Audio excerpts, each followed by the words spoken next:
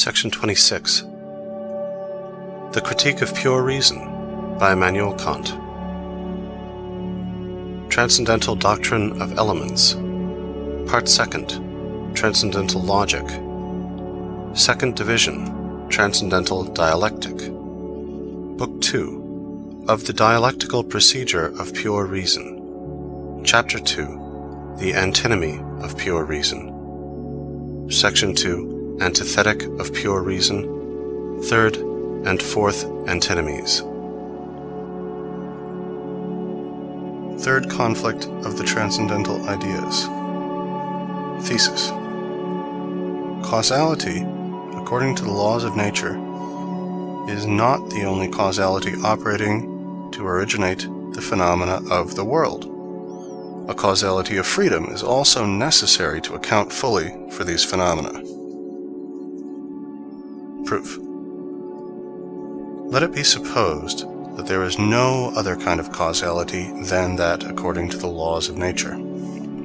Consequently, everything that happens presupposes a previous condition, which it follows with absolute certainty in conformity with a rule. But this previous condition must itself be something that has happened, that has arisen in time, as it did not exist before.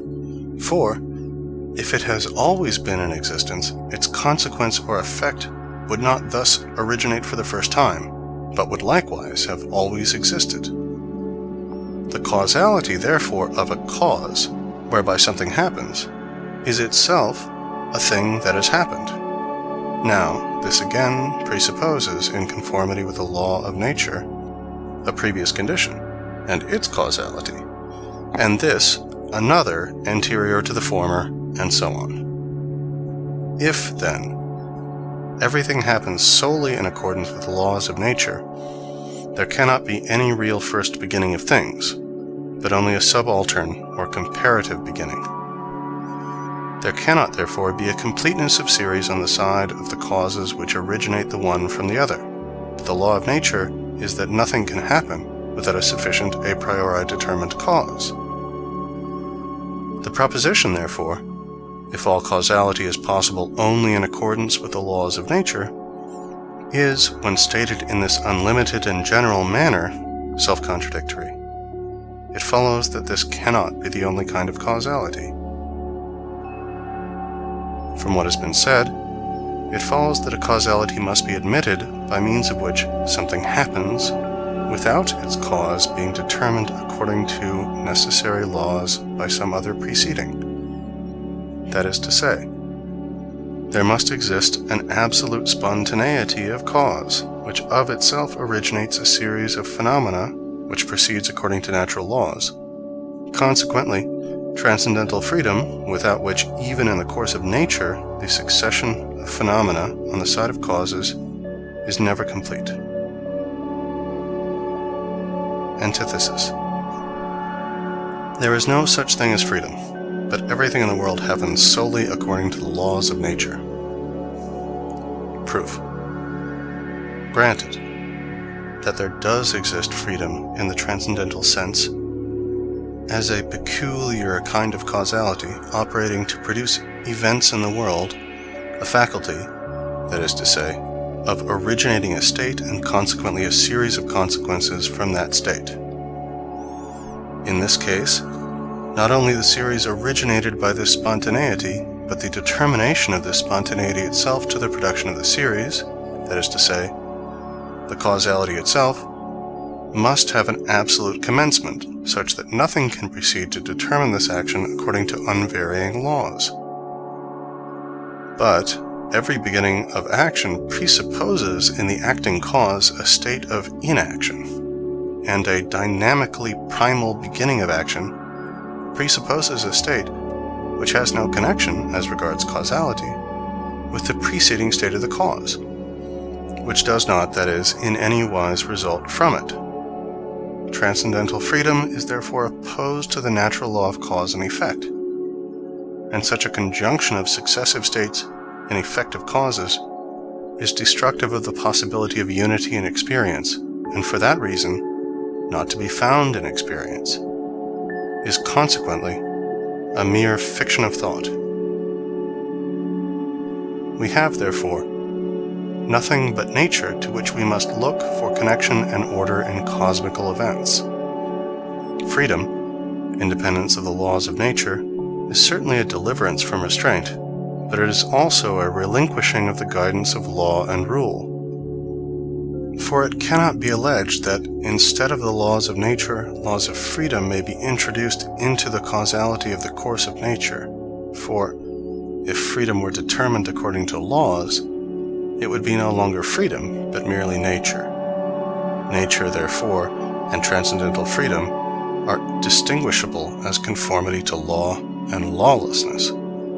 The former imposes upon understanding the difficulty of seeking the origin of events ever higher and higher in the series of causes, inasmuch as causality is always conditioned thereby, while it compensates this labor by the guarantee of a unity, complete and in conformity with the law.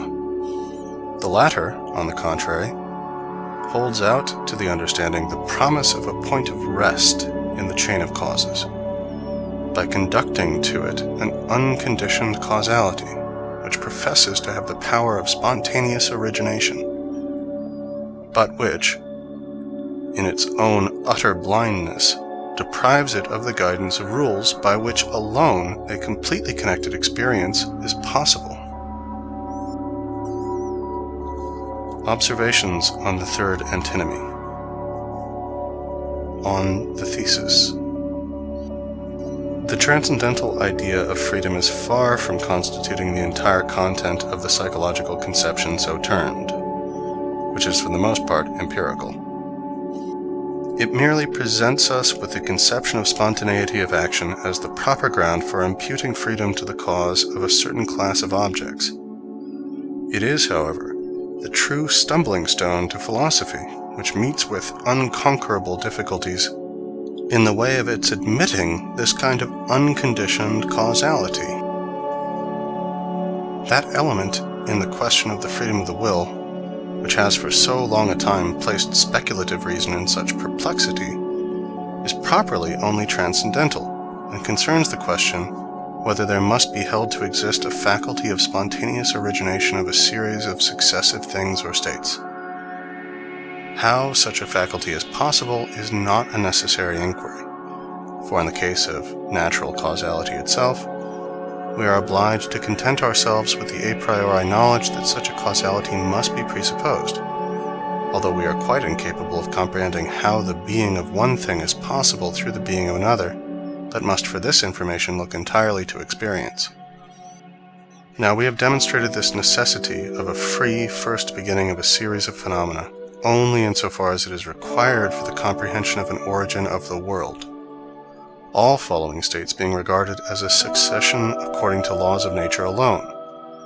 But, as there has thus been proved the existence of a faculty which can of itself originate a series in time, although we are unable to explain how it can exist, we feel ourselves authorized to admit, even in the midst of the natural course of events, a beginning, as regards causality, of different successions of phenomena, and at the same time to attribute to all substances a faculty of free action.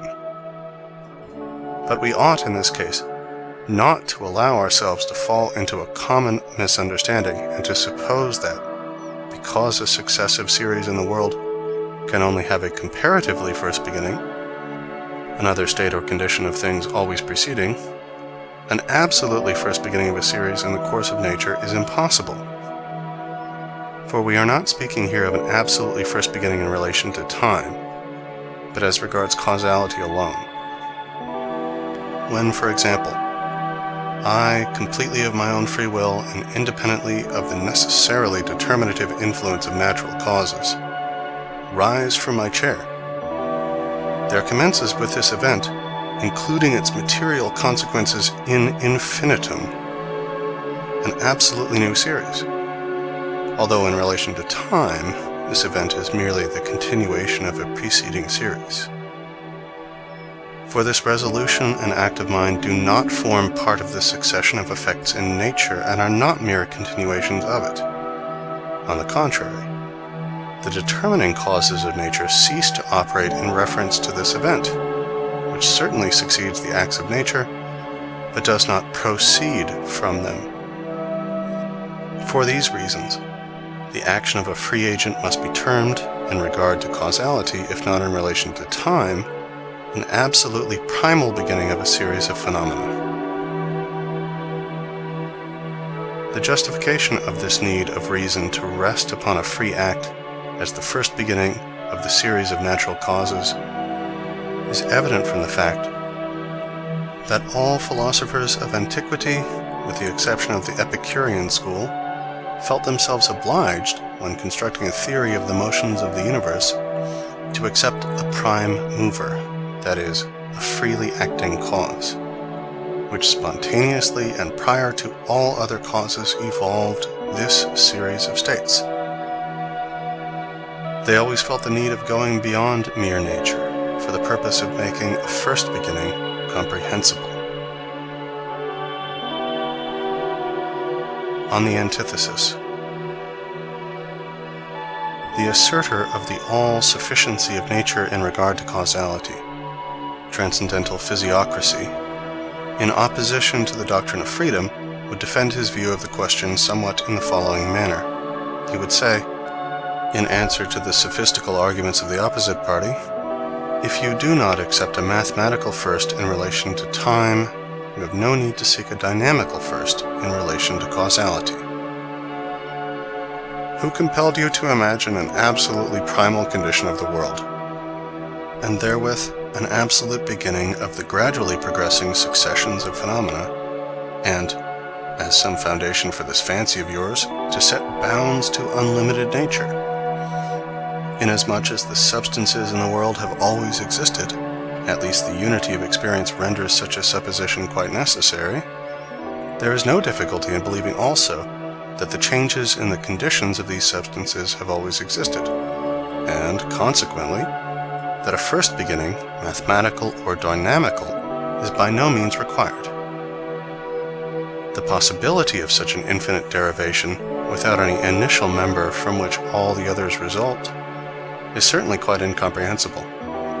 But, if you are rash enough to deny the enigmatical secrets of nature for this reason, you will find yourself obliged to deny also the existence of many fundamental properties of natural objects, such as fundamental forces, which you can just as little comprehend, and even the possibility of so simple a conception as that of change must present to you insuperable difficulties, for if experience did not teach you that it was real, you never could conceive a priori the possibility of this ceaseless sequence of being and non-being.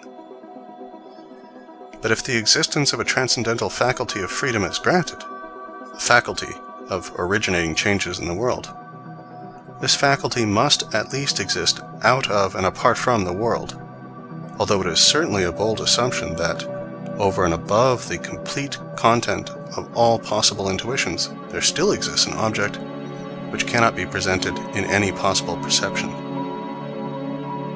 But to attribute to substances in the world itself such a faculty is quite inadmissible, for in this case the connection of phenomena reciprocally determining and determined according to general laws, which is termed nature, and along with it the criteria of empirical truth, which enable us to distinguish experience from mere visionary dreaming, would almost entirely disappear. In proximity with such a lawless faculty of freedom, a system of nature is hardly cogitable, for the laws of the latter would be continually subject to the intrusive influences of the former, and the course of phenomena, which would otherwise proceed regularly and uniformly, would become thereby confused and disconnected. Fourth conflict of the transcendental ideas. Thesis. There exists, either in or in connection with the world, either as a part of it or as the cause of it, an absolutely necessary being. Proof. The world of sense, as the sum total of all phenomena, contains a series of changes. For without such a series, The mental representation of the series of time itself as the condition of the possibility of the sensuous world could not be presented to us. Footnote 55. Objectively, time as the formal condition of the possibility of change precedes all changes, but subjectively and in consciousness, the representation of time, like every other, is given solely by occasion of perception. Back to text. But every change stands under its condition, which precedes it in time and renders it necessary. Now, the existence of a given condition presupposes a complete series of conditions up to the absolutely unconditioned, which alone is absolutely necessary. It follows that something that is absolutely necessary must exist, if change exists as its consequence. But this necessary thing itself belongs to the sensuous world, for suppose it to exist out of and apart from it, the series of cosmical changes would receive from it a beginning, and yet this necessary cause would not itself belong to the world of sense. But this is impossible. For, as the beginning of a series in time is determined only by that which precedes it in time, the supreme condition of the beginning of a series of changes must exist in the time in which this series itself did not exist. For a beginning presupposes a time preceding, in which the thing that begins to be was not in existence. The causality of the necessary cause of changes, and consequently the cause itself, must for these reasons belong to time, and to phenomena, time being possible only as the form of phenomena. Consequently, it cannot be cogitated as separated from the world of sense, the sum total of all phenomena. There is, therefore, contained in the world something that is absolutely necessary, whether it be the whole cosmical series itself or only a part of it. Antithesis. An absolutely necessary being does not exist, either in the world or out of it, as its cause. Proof. Grant that either the world itself is necessary, or that there is contained in it a necessary existence. Two cases are possible. First, there must either be in the series of cosmical changes a beginning, which is unconditionally necessary and therefore uncaused, which is at variance with the dynamical law of the determination of all phenomena in time, or, secondly, the series itself is without beginning, and, although contingent and conditioned in all its parts, is nevertheless absolutely necessary and unconditioned as a whole, which is self-contradictory. For the existence of an aggregate cannot be necessary if no single part of it possesses necessary existence. Grant, on the other hand, that an absolutely necessary cause exists out of and apart from the world. This cause, as the highest member in the series of the causes of cosmical changes, must originate or begin the existence of the latter and their series. Footnote 56. The word begin is taken in two senses. The first is active, the cause being regarded as the beginning of a series of conditions as its effect, infit. The second is passive, the causality and the cause itself beginning to operate, fit. I reason here from the first to the second. Back to text. In this case, it must also begin to act, and its causality would therefore belong to time, and consequently to the sum total of phenomena, that is, to the world. It follows that the cause cannot be out of the world, which is contradictory to the hypothesis. Therefore, neither in the world nor out of it, but in causal connection with it, does there exist any absolutely necessary being. Observations on the fourth antinomy. On the thesis. To demonstrate the existence of a necessary being, I cannot be permitted in this place to employ any other than the cosmological argument, which ascends from the conditioned in phenomena to the unconditioned in conception, the unconditioned being considered the necessary condition of the absolute totality of the series. The proof, from the mere idea of a supreme being, belongs to another principle of reason, and requires separate discussion. The pure cosmological proof demonstrates the existence of a necessary being, but at the same time leaves it quite unsettled whether this being is the world itself, or quite distinct from it. To establish the truth of the latter view, principles are requisite which are not cosmological and do not proceed in the series of phenomena. We should require to introduce into our proof conceptions of contingent beings, regarded merely as objects of the understanding, and also a principle which enables us to connect these by means of mere conceptions with a necessary being. But the proper place for all such arguments is a transcendent philosophy, which has unhappily not yet been established. But if we begin our proof cosmologically, by laying at the foundation of it the series of phenomena, and the regress in it according to empirical laws of causality, we are not at liberty to break off from this mode of demonstration and to pass over to something which is not itself a member of the series. The condition must be taken in exactly the same signification as the relation of the conditioned to its condition in the series has been taken, for the series must conduct us in an unbroken regress to this supreme condition. But if this relation is sensuous and belongs to the possible empirical employment of understanding, the supreme condition or cause must close the regressive series according to the laws of sensibility, and consequently must belong to the series of time. It follows that this necessary existence must be regarded as the highest member of the cosmological series. Certain philosophers have, nevertheless, allowed themselves the liberty of making such a saltus, metabasis eis allo gonos.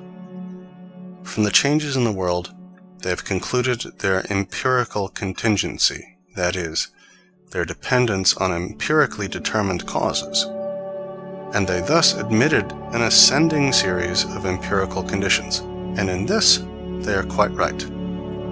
But, as they could not find in this series any primal beginning or highest member, they passed suddenly from the empirical conception of contingency to the pure category, which presents us with a series, not sensuous but intellectual, whose completeness does certainly rest upon the existence of an absolutely necessary cause.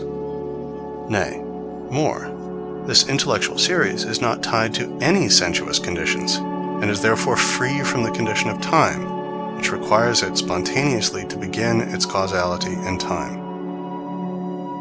But such a procedure is perfectly inadmissible, as will be made plain from what follows.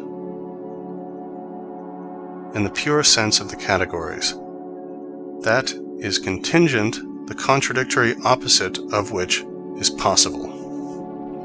Now, we cannot reason from empirical contingency to intellectual. The opposite of that which is changed, the opposite of its state, is actual at another time, and is therefore possible.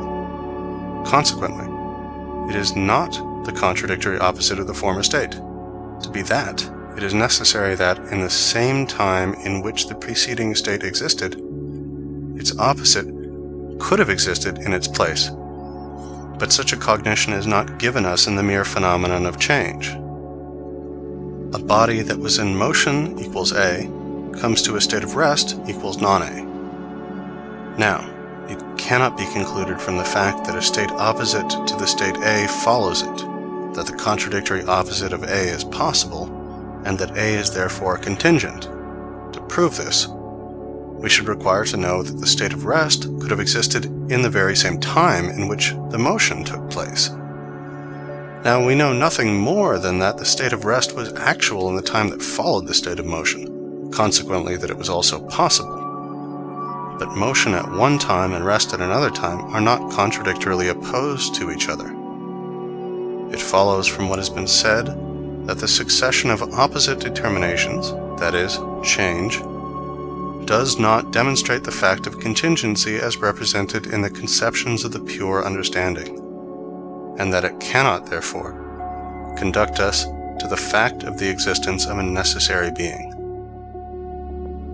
Change proves merely empirical contingency, that is to say, that the new state could not have existed without a cause which belongs to the preceding time. This cause, even although it is regarded as absolutely necessary, must be presented to us in time and must belong to the series of phenomena. On the antithesis. The difficulties which meet us in our attempt to rise through the series of phenomena to the existence of an absolutely necessary supreme cause must not originate from our inability to establish the truth of our mere conceptions of the necessary existence of a thing. That is to say, our objections not be ontological, but must be directed against the causal connection with a series of phenomena of a condition which is itself unconditioned. In one word, they must be cosmological and relate to empirical laws. We must show that the regress in the series of causes in the world of sense cannot conclude with an empirically unconditioned condition, and that the cosmological argument from the contingency of the cosmical state, a contingency alleged to arise from change, does not justify us in accepting a first cause, that is, a prime originator of the cosmical series. The reader will observe in this antinomy a very remarkable contrast. The very same grounds of proof which established in the thesis the existence of a supreme being, demonstrated in the antithesis, and with equal strictness, the non-existence of such a being. We found first that a necessary being exists because the whole time past contains the series of all conditions, and with it, therefore, the unconditioned, the necessary. Secondly, that there does not exist any necessary being for the same reason that the whole time past contains the series of all conditions, which are themselves, therefore, in the aggregate, conditioned. The cause of this seeming incongruity is as follows. We attend in the first argument solely to the absolute totality of the series of conditions, the one of which determines the other in time, and thus arrive at a necessary unconditioned. In the second, we consider, on the contrary, the contingency of everything that is determined in the series of time, for every event is preceded by a time in which the condition itself must be determined as conditioned, and thus everything that is unconditioned or absolutely necessary disappears. In both, the mode of proof is quite in accordance with the common procedure of human reason, which often falls into discord with itself from considering an object from two different points of view. Herr von Meyren regarded the controversy between two celebrated astronomers, which arose from a similar difficulty as to the choice of a proper standpoint, as a phenomenon of sufficient importance to warrant a separate treatise on the subject. The one concluded, "The moon revolves on its own axis, because it constantly presents the same side to the earth." The other declared that the moon does not revolve on its own axis for the same reason. Both conclusions were perfectly correct, according to the point of view from which the motions of the moon were considered.